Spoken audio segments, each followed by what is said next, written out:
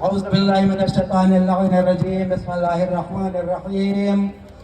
الحمد لله رب العالمين والعاقبة للمتقين والجنة للمؤمنين والنار للمنافقين والعاصين، والصلاة والسلام على النبي الأمي المكي المدني الهاشمي المطلبي القرشي الطالبي التهامي سيدنا ونبينا مولانا أبي القاسم محمد.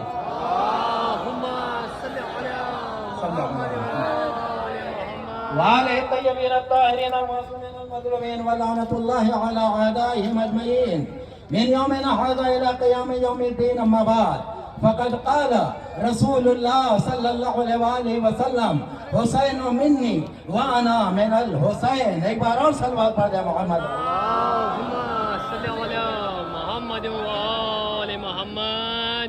حسین کے ماتمداروں، حسین کے عزاداروں، حسین کے چاہنے والوں، حسین سے محبت کرنے والوں، آج کا دن قیامت کا دن، خوشی کا دن نہیں ہے، تہوار کا دن نہیں ہے، جشن کا دن نہیں ہے، بلکہ کائنات میں اس سے زیادہ غمناک دن کائنات میں پیدا نہیں ہوا. یہ قیامت کا دن ہے آج، عاشور کا دن. حدیث رسول پیغمبر سرکار دو عالم حضور مرسل اعظم نور مجسم حضرت محمد مصطفیٰ صلی اللہ علیہ وآلہ وسلم صل على محمد وآل محمد.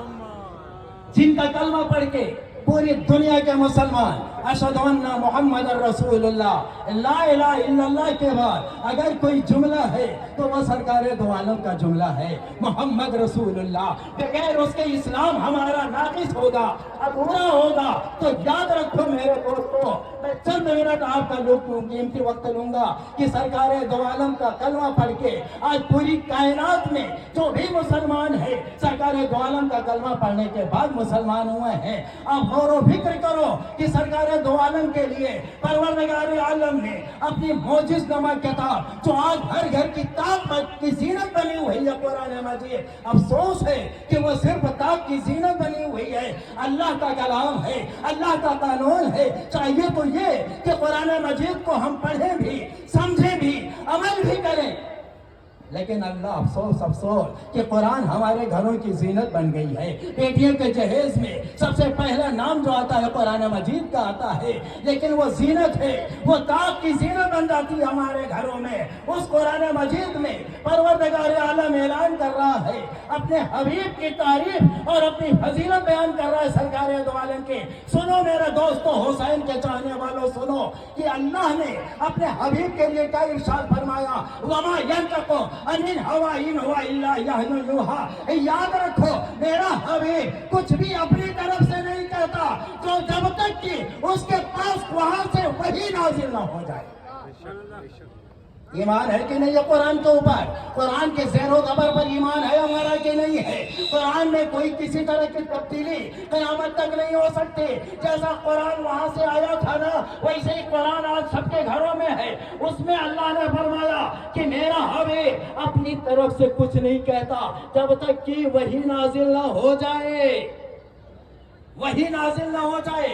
اب سرکار دو عالم کی حدیث حسین منی وانا من الحسین. سرکار دو عالم اپنے نواسے حسین کے لیے ارشاد فرما رہے ہیں: میرا حسین مجھ سے ہے اور میں حسین سے ہوں. یاد رکھو یہ جملہ کوئی کسی عام انسان کا نہیں ہے جس کا ہم سب کلمہ پڑھتے ہیں، ان کا ارشاد ہے. اور ہر مسجد میں خطبہ جمعہ میں اس حدیث کی تلاوت کی جاتی ہے. اگر یقین نہ ہو تو مسجد میں خطبہ اگلے جمعے کو غور سے سن لینا: حسین منی وانا من الحسین. میرا حسین مجھ سے ہے، میں حسین سے ہوں. الحسن والحسین سیدہ شباب اہل الجنہ. حسن اور حسین جو ہے وہ جنت کے جوانوں کے سردار ہیں. اگر جنت میں جانا ہے تو حسینی کردار اپنانا ہوگا. اللهم صل على محمد وآل محمد. لبیک یا حسین، لبیک یا حسین.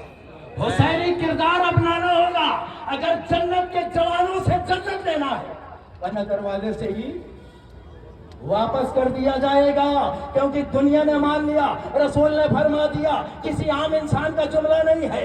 الحسن والحسین سیدہ شباب اہل الجنہ، حسن اور حسین جنت کے جوانوں کے سردار ہیں، اور ان کی ماں فاطمہ زہرا جنت کی عورتوں کی سردار ہے، اور ان کے باپ علی مرتضیٰ قسیم النار والجنہ ہے، جنت اور جہنم کے بانٹنے والے ہیں، اور رسول جو ہے سرکار دو عالم جو ہے وہ جنت کے مالک ہیں۔ صلوات پڑھ دیں محمد اور آل محمد۔ صلی اللہ علیہ محمد۔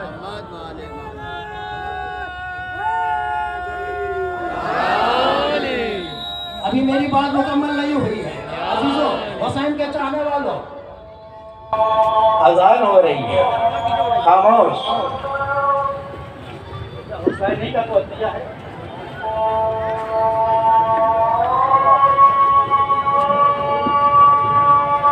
حی علی الصلاۃ،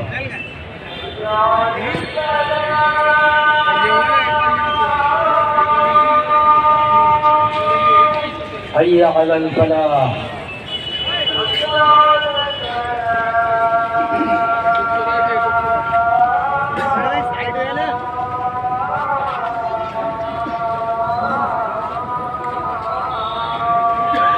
حی علی الفلاح۔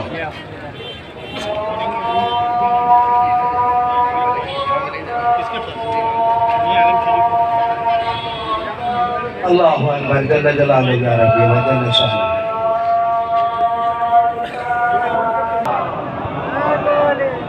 دیکھیے، احترام نماز بھی واجب ہے، احترام اذان بھی واجب ہے، سمجھ رہے ہیں؟ یہ اذان بھی بچایا کس نے؟ نماز بچایا کس نے؟ اللہ کے دین کو بچایا کس نے؟ میں سوال کرتا جاؤں گا، جواب آپ دیتے جائیے گا۔ یہ دین اللہ کا بچایا کس نے؟ قرآن مجید کی حرمت کو بچایا کس نے؟ نماز پنجگانہ بچایا کس نے؟ ماہ رمضان المبارک کی 30 روزے کی حفاظت کس نے کی؟ خانہ کعبہ، حج بیت اللہ اور صفا و مروہ کی صحیح کی حفاظت کس نے کی؟ انسانیت کو پوری کائنات میں بچایا کس نے؟ آج ساری دنیا میں اگر انسانیت کا پرچم ہے، یہ کس کا عطیہ ہے؟ حسین ابن علی کا۔ تو مانو حسین کل جیت گئے اور قیامت تک کے لیے جیت گئے۔ میں اب آپ کے بات مختصر کر رہا ہوں کہ وہ حسین جس کے لیے رسول نے فرمایا کہ حسین مجھ سے اور میں حسین سے ہوں۔ اب وقت نہیں میرے پاس، بہت وقت ہے، میری عادت ہے کم وقت میں آپ تک پیغام پہنچا دینا۔ حسین رسول کے نواسے، سرکار دو عالم کے نواسے، علی کے لخت جگر بیٹا ہے، فاطمہ زہرا کے بیٹے ہیں، امام حسن مصطفیٰ کے چھوٹے بھائی ہیں۔ کربلا کیوں گئے؟ یہ تھوڑا دعوت فکر ہے میری طرف سے، آپ غور و فکر کیجئے گا کہ امام حسین کربلا کیوں گئے۔ بات اتنی سی ہے نا کہ اس زمانے میں شام کا جو کیپٹل دمشق آج بھی ہے، وہاں ایک بادشاہ بیٹھا تھا، ایک بادشاہ بن گیا تھا سن 60 ہجری میں، جس کا نام تھا یزید۔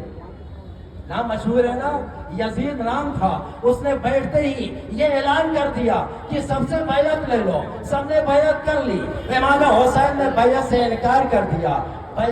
بیعت سنتے ہیں نا، بیعت سنتے ہیں نا، بیعت کا مطلب کیا ہے؟ بیعت عربی لفظ ہے، بیعت بنا ہے بے سے، بے کے معنی ہے اپنے آپ کو بیچ دینا۔ اور کیا آپ نے؟ بیعت کا مطلب کیا ہے؟ اپنے آپ کو بیچ دینا۔ یزید نے حسین سے بیعت مانگی تھی، یعنی بیعت جو تھی وہ یہ چاہ رہا تھا کہ حسین اپنے آپ کو مجھے بیچ دیں۔ رسول کا نواسہ بیچ دے گا اپنے آپ کو؟ مثال دوں، آپ نے ایک بہت بڑا اسٹور بنایا، بہت بڑا مال بنایا، اس میں ہزاروں لاکھوں طرح کا مال بھر دیا، کیونکہ پوری دنیاوی زندگی کے سامان آپ نے بھر دیے، اور وہ مال آپ کا چلنے لگا، وہ دکان آپ کی چلنے لگی، اسٹور آپ کا چلنے لگا، قیمتی تھا وہ۔ میں نے دیکھا کہ تو بہت چل رہا ہے، میں نے آپ سے کہا یہ بیچو گے؟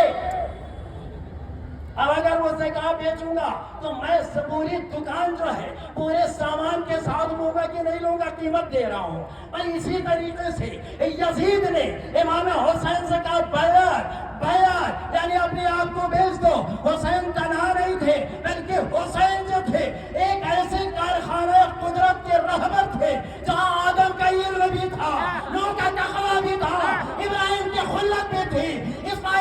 کی حد بھی تھی، 1,24,000 انبیاء کی عزت تھی تو حسین کی مٹھی میں تھا۔ یزید کہہ رہا تھا یہ مجھے دے دو، حسین نے کہا سر دے دوں گا، ہاتھ نہیں دوں گا۔ یہ بیعت۔